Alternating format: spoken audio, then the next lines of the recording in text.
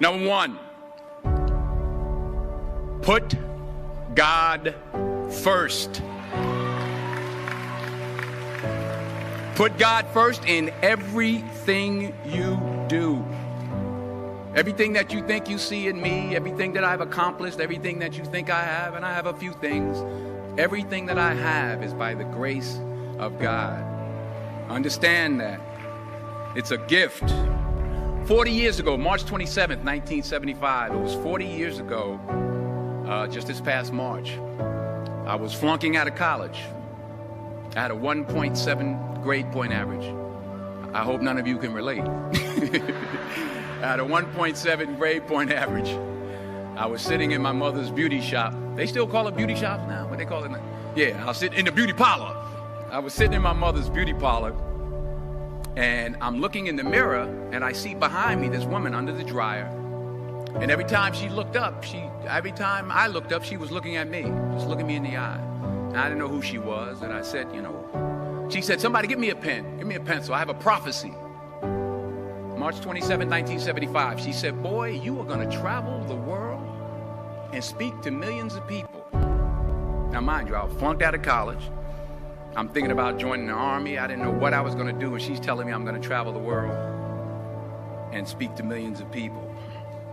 Well, I have traveled the world, and I have spoke to millions of people. But that's not the most important thing, the success that I had. The most important thing is that what she taught me and what she told me that day has stayed with me since.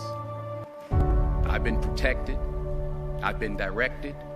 I've been corrected. I've kept God in my life, and it's kept me humble.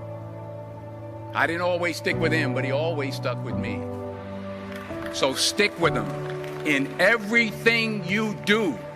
If you think you want to do what you think I've done, then do what I've done and stick with God. Number two, fail big. That's right. Fail big. Today's the beginning of the rest of your life, and it can be very frightening. It's a new world out there. It's a mean world out there, and you only live once. So do what you feel passionate about. Take chances professionally.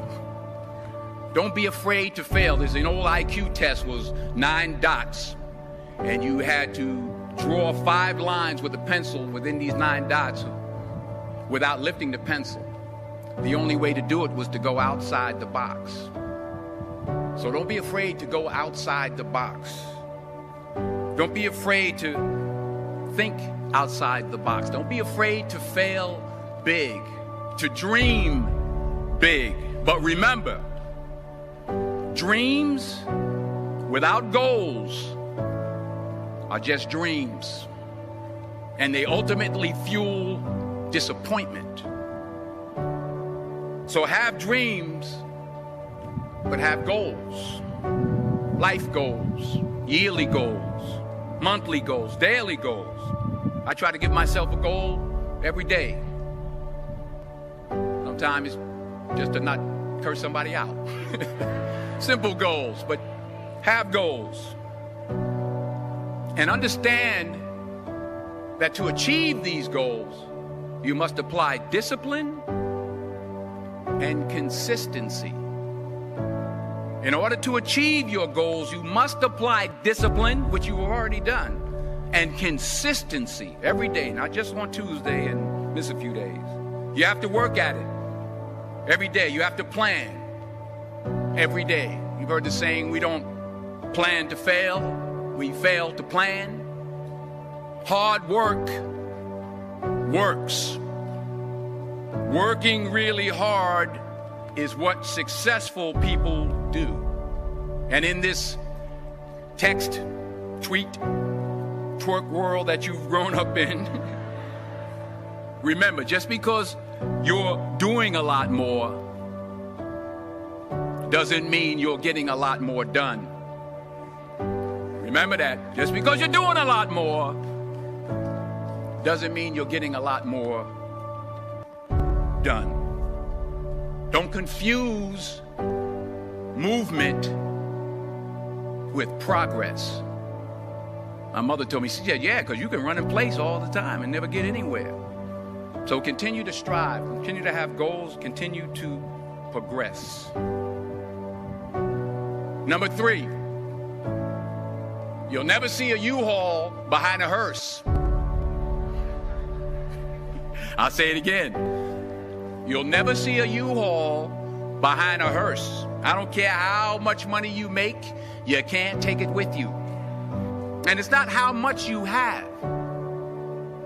It's what you do with what you have. We all have different talents. Some of you will be doctors, some lawyers, some scientists, some educators, some nurses, some teachers. Yeah, okay. Some preachers. The most selfish thing you can do in this world is help someone else. Why is it selfish? Because the gratification, the goodness that comes to you, the good feeling that I get from helping others, nothing's better than that. Not jewelry, not big house I have, not the cars, but it's the joy. That's where the joy is, in helping others. That's where the success is. Finally, I pray that you put your slippers way under the bed tonight, so that when you wake up in the morning, you have to get on your knees to reach them. And while you're down there, say thank you for grace. Thank you for mercy. Thank you for understanding. Thank you for wisdom. Thank you for parents. Thank you for love. Thank you for kindness. Thank you for humility. Thank you for peace. Thank you for prosperity. Say thank you in advance for what's already yours. That's how I live my life. That's why I am, one of the reasons why I am today. Say thank you in advance for what is already yours. True desire in the heart for anything good is God's proof to you, sent beforehand to indicate that it's yours already. I'll say it again. True desire in the heart, that itch that you have, whatever it is you want to do, that thing that you want to do to help others and to grow and to make money, that desire, that itch, that's God's proof to you, sent beforehand already to indicate that it's yours. And anything you want good, you can have. So claim it. Work hard to get it. When you get it, reach back. Pull someone else up. Each one, teach one. Don't just aspire to make a living. Aspire to make a difference.